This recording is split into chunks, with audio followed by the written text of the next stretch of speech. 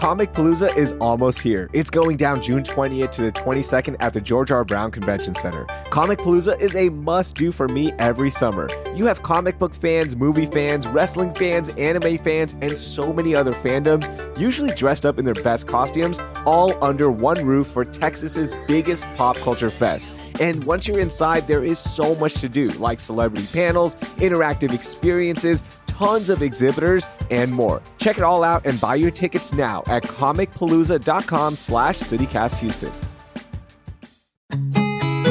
Smashing those protein goals can be hard, but one way I start my day is with a high-protein breakfast featuring Jones Dairy Farm's chicken sausage. Jones Dairy Farm makes premium crafted meat products such as all-natural breakfast sausage, available in pork, chicken and turkey, and center-cut Canadian bacon. 100% of their products are made in the USA with materials sourced primarily from the Midwest. Jones Dairy Farm products are available at most grocery stores, including Costco, and you can find them in a store near you at jonesdairyfarm.com.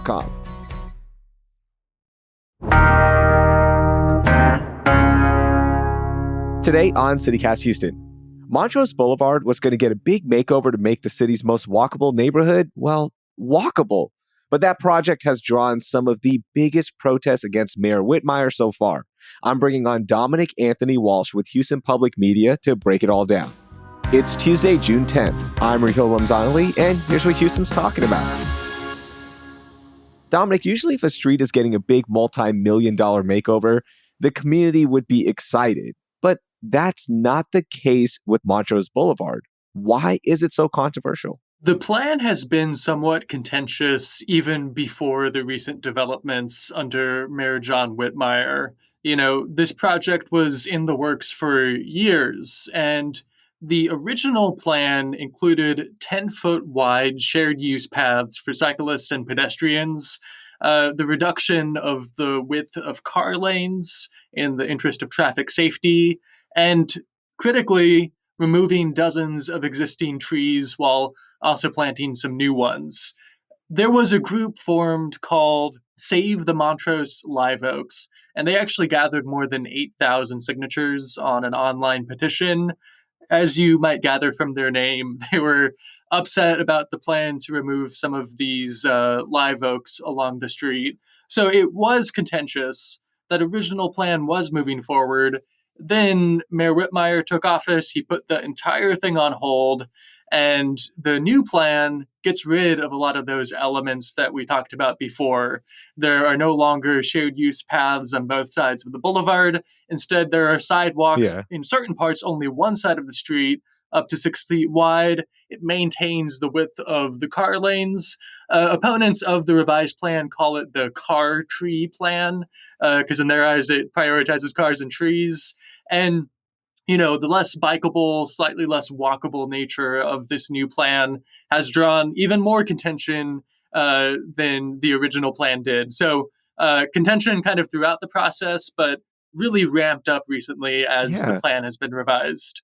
Dominic, that original plan that had the, more accessible bike lanes, the sidewalks, the smaller car lanes, that was in work for years. Can you paint me a picture of why this was something Montrose wanted so badly? So it was going to be transformational. If you've gone to Montrose Boulevard now, you know that you can't really ride a bike along the boulevard. The sidewalks are kind of messed up. You definitely can't go in the street unless you have a death wish. Yeah, unfortunately, yeah. Yes. The original plan called for 10-foot wide shared use paths for cyclists and pedestrians on each side of the boulevard. So that would have been a game changer in terms of accessibility. I mean, for cyclists, but also for pedestrians, because the sidewalks right now are kind of narrow. And now it also, with the goal of traffic safety in mind, would have reduced the width of car lanes from 12 feet where they are now to 10 to 11 feet. So those were the main components of the plan, in addition to drainage, that had people excited about the prospects of having a more walkable and bikeable Montrose Boulevard, especially for folks interested in biking from Montrose to the Buffalo Bayou. This would have been a direct connection for the Montrose neighborhood to the bayou, something that currently does not exist. You've had a chance to go talk to residents of Montrose, right? And you're talking to, it seems like all six sides, right? Because there's just so many different things at play here. But what did Montrose residents tell you? Yeah, so both me and my colleague Colleen de Guzman have been out in Montrose chatting with residents about this. And, there are mixed feelings. When you listen to the meetings of the TERS board, that's the Tax Incremental Reinvestment Zone board that kind of oversees this project, they oversee how a portion of the property tax revenue is spent. Overwhelmingly, the people who show up at those meetings are against this revised plan. Of course, some of the folks that were with the Save the Montrose Live Oaks group, they are happy that Whitmire paused the project and that it has since been revised. So there are definitely mixed feelings among some of the more Hmm. urbanist minded folks, the folks interested in walkability and bikeability. They're definitely angry. There's a sense of loss at what have been a really transformational project for Montrose Boulevard when it comes to folks' ability to walk and bike along this stretch. Yeah, and that original plan, the one that you talked about that would make the sidewalks wider, more bike lanes, the live oaks would be gone, but it wasn't just about the trees, right? Come on. It wasn't just about the trees, it was also about the reduction of these car lanes.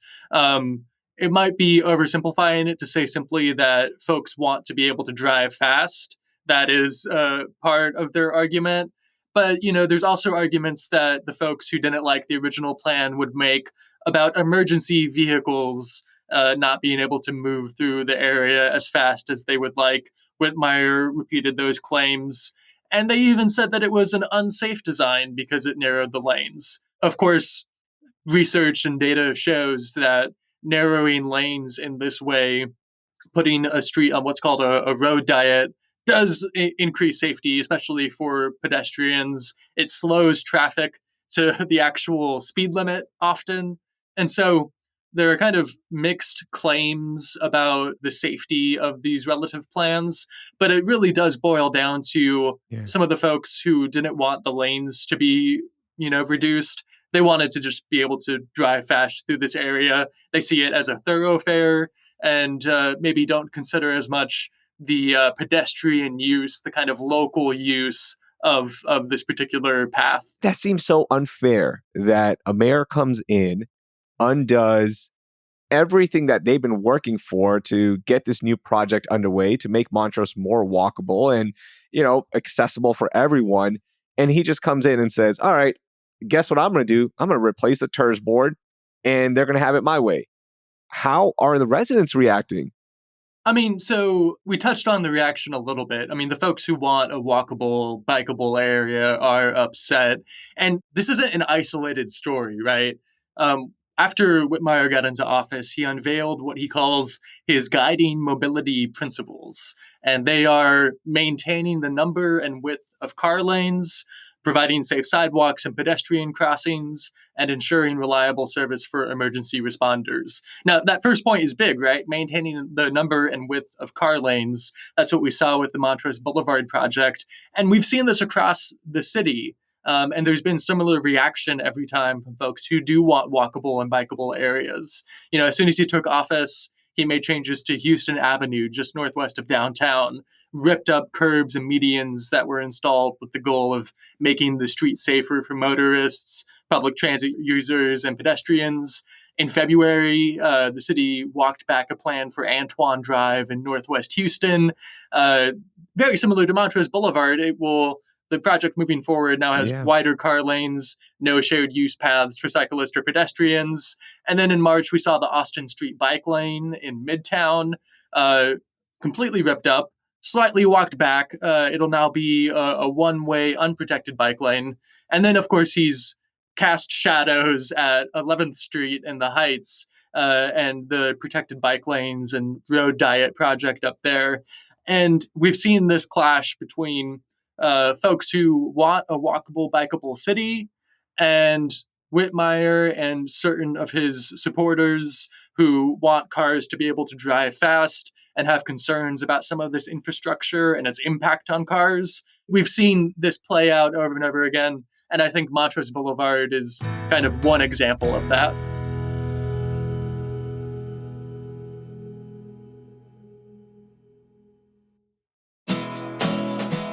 Do you feel that? It's the crystal clear waters of the Frio River flowing across your feet as the sun warms your back and the smell of wild sage breezes through from the hills of Garner State Park. That right there is the perfect Central Texas moment in Uvalde County. It's time to head west for a summer escape.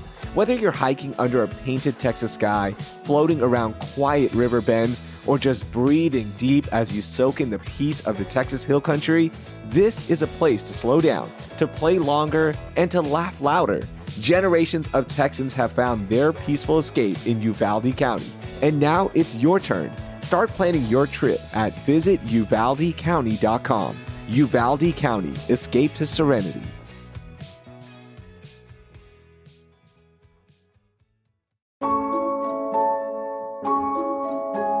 Follow the yellow brick road to the George Theater and let the adventure begin, because The Wizard of Oz the musical is playing live on stage at the George Theater from July 9th to August 10th.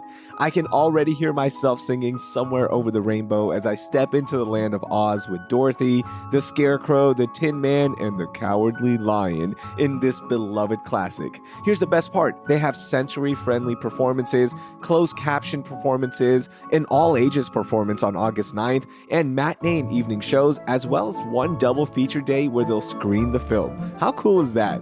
Do something special with your kids, friends, loved ones, or make it a solo date and check out The Wizard of Oz the musical at the George Theater. Tickets are going fast, so grab yours today at adplayers.org or call the box office at 713-526-2721.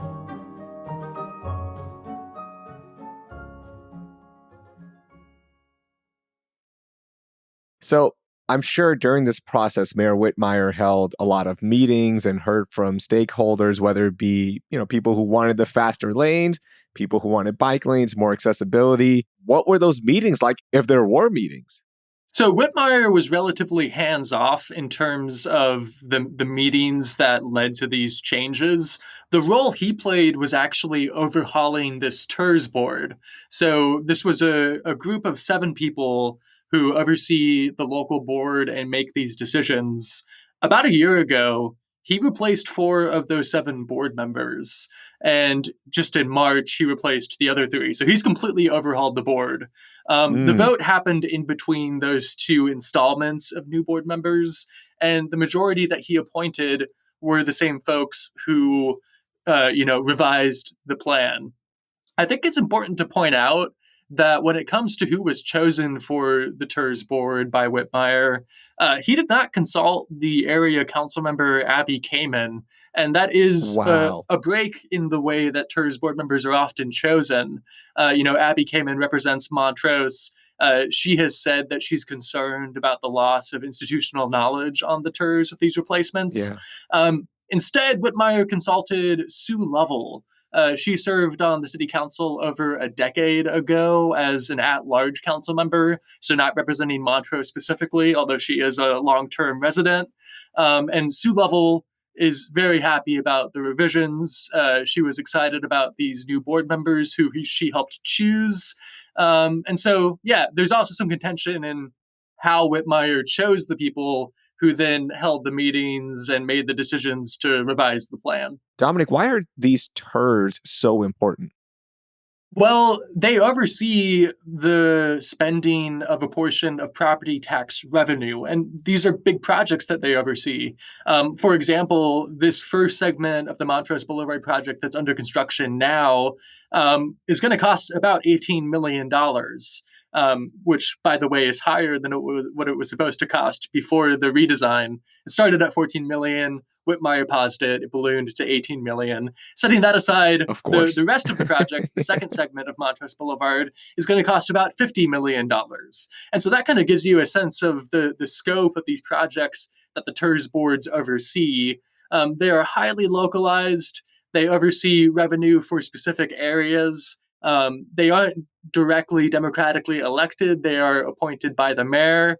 And so, they're important because they oversee a large amount of money for projects that have a direct impact on residents' lives. There seems to be a lot of issues between Mayor Whitmire and Abby Kamen. At the time when the 4 board members who were replaced, what did Abby Kamen say about that? Did she, go against it? Did she fight back? What was it like? Yeah, so I was not on the city hall beat at the time that original replacement happened about a year ago. When the second installment of board members happened in March, at that point I was on the city hall beat and I did chat with Councilmember Kamen, and she said she was concerned. I'm looking at a quote that she gave me right now. Quote, the board has been completely replaced in less than a year. There's no leadership pipeline, no transition, no consistency in the midst of nearly a decade, if not more, of work. Mm. So, yeah, she was not happy to not be consulted. She said that she was okay with those 3 members who were installed in March. She felt that they were qualified.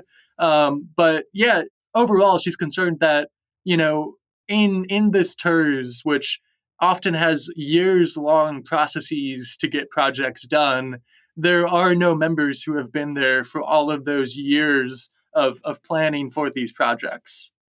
Okay, so this new project that Mayor Whitmire is all for, are the sidewalks going to be fixed? Because that's a big part of Montrose Boulevard that really sucks. For a part of Houston that prides itself on walking and walkability and all that good stuff, the sidewalks suck. Like, there's no way around it. Is that going to be fixed at least? So it does include sidewalk improvements. The actual timeline for those sidewalk improvements is kind of up in the air. The construction that's going on right now is between Allen Parkway and Dallas Street. That's supposed to wrap up in February of next year. Then there's a segment between West Clay and Dallas that'll start sometime in October or mid-February, according to the TERS board. And then the rest of Montrose Boulevard, where you get some of the messed up sidewalks between Clay all the way down to I-59, there's no timeline for that particular part of the project just yet. So yes, to answer your question, it does address sidewalks, but the timeline is kind of up in the air. Gotcha. So just be ready to have dirty shoes if you're going to be walking in Montrose after a rainstorm because it gets so muddy.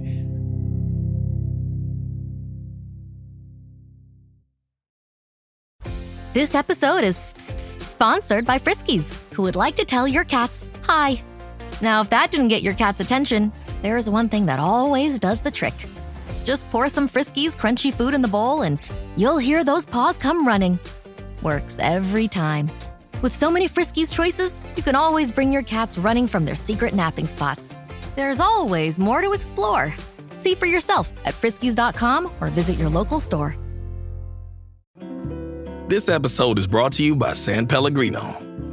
A meal isn't just about what's on your plate. It's about what you bring to the table. San Pellegrino believes the table is where the best of life happens.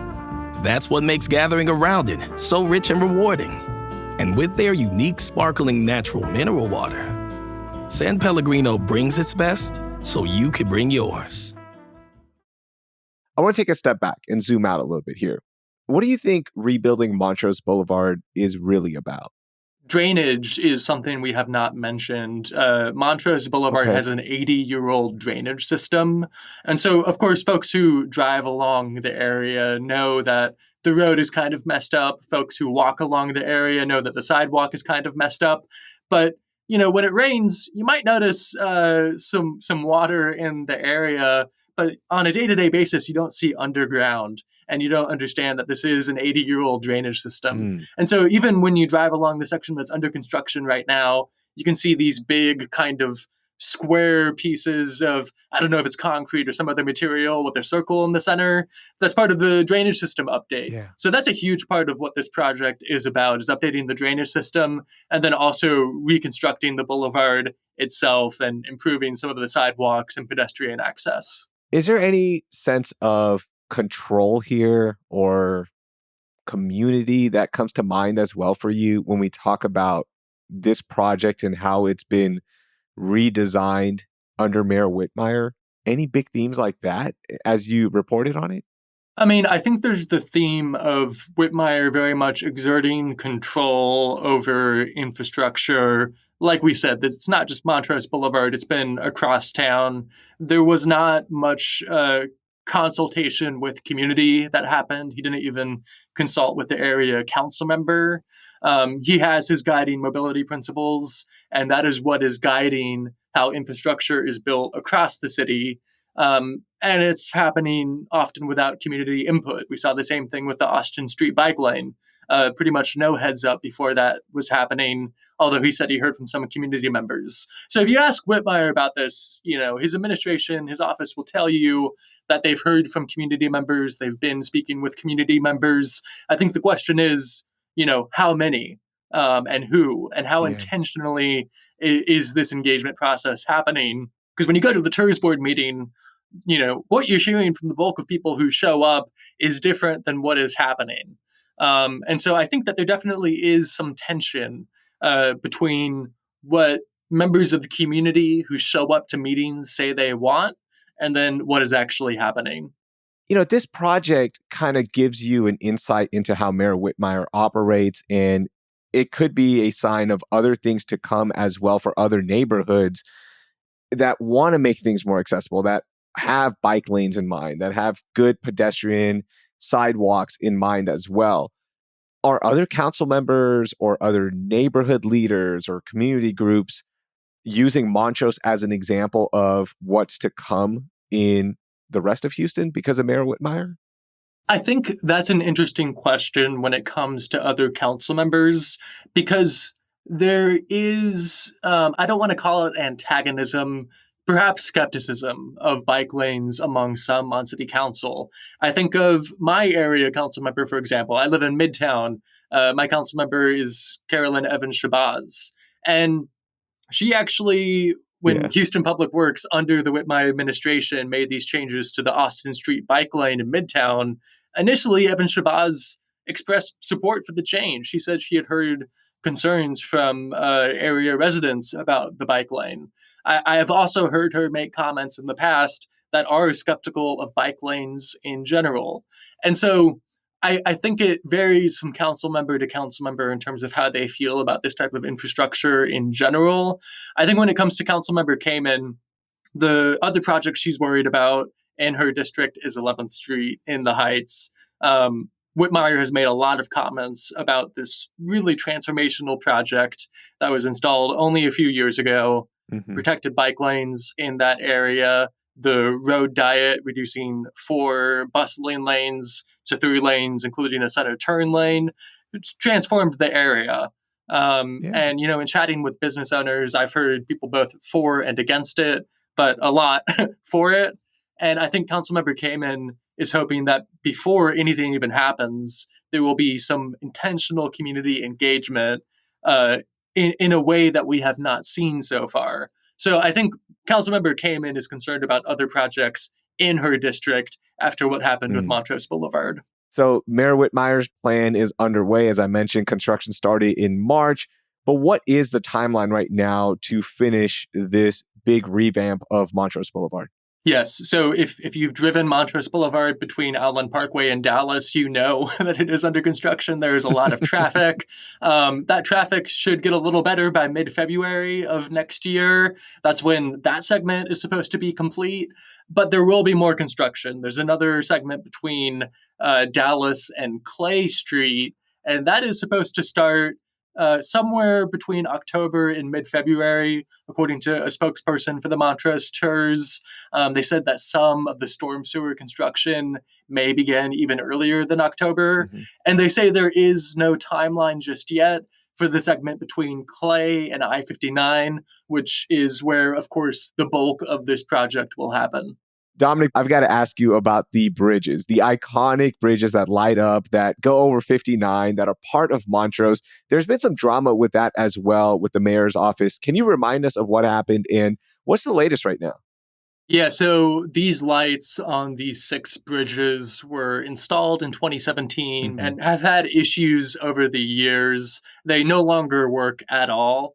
And Houston City Council had allocated 2.6 million to Houston First Corporation, the entity that promotes tourism and conventions in the city, and they were supposed to fix the lights. Mhm. But in December of last year, it came to light that Mayor John Whitmire had instructed Houston First to divert those funds to his initiative to end street homelessness in Houston.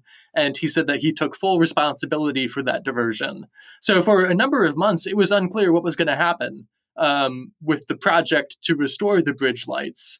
And eventually, Councilmember Kamen was able to convince Houston First to allocate a small amount of funding to fix just the street lights. So these are not the iconic bridge lights that you can see from the highway. These are just normal street safety lights over the bridge for pedestrians and cars. From my understanding, those have been installed and are already working as we speak.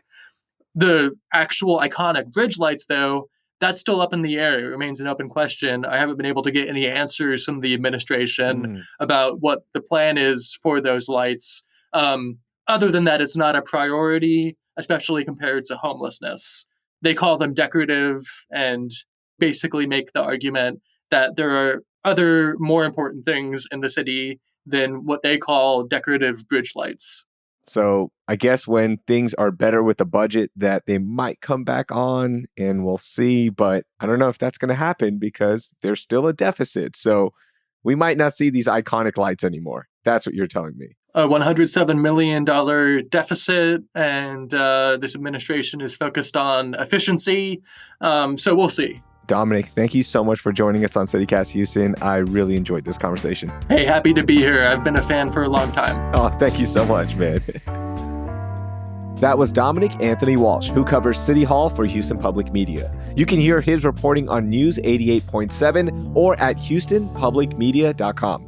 Throughout the month, we're spotlighting Montrose, so share this episode with 3 of your friends who live there. And be sure to subscribe because next week, we're talking about the best spots to eat at in Montrose. If you enjoyed this episode, drop us a rating and review wherever you listen. Want more Houston news, happenings, and more? Subscribe to our daily newsletter, Hey Houston, with the info in our show notes. That will do it for today. I'm Raheel Ramzanali. Thank you for listening, and I hope you learned something new.